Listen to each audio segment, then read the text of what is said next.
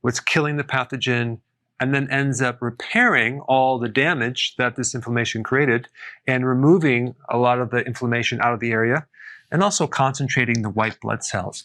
But black elderberry is a powerful immune modulator.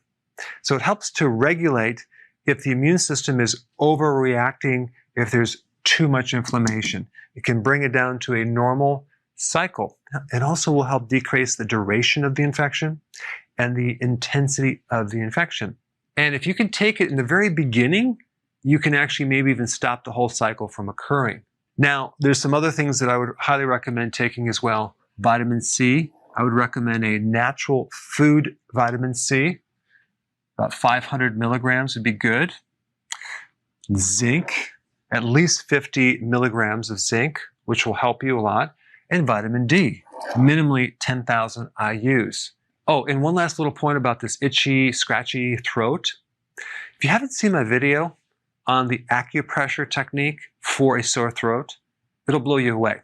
Check it out. We're going to talk about strep throat and some alternative things that you can do. A couple things you need to know about strep throat. Most of the time, it's going to be viral related, which means the antibiotics are not going to work.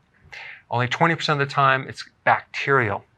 Now, the confusing thing about strep throat is that people assume that it's bacterial in nature when most of the time it's viral from an adenovirus or even Epstein-Barr virus. So what I'm going to show you is what to do if you have a sore throat, whether it's coming from a bacteria or a virus. What's interesting about this infection is that it occurs way more often from December to April. So the most likely possibility is that it's a vitamin D deficiency because there's less sun. And vitamin D deficiency makes you susceptible to both bacterial infections and especially viral infections. So there's a couple things I would recommend.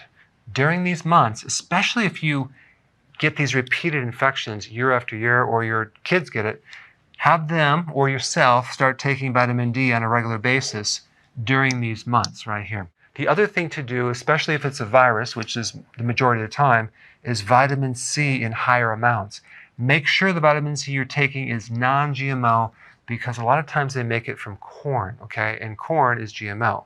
So you want non-GMO, take large amounts. That really helps to put this virus back in remission. It can also help the immune system to combat a bacterial infection as well. The big problem that people are running into with the antibiotics is that you start developing antibiotic resistance, and all of a sudden you get to a point where it doesn't work anymore.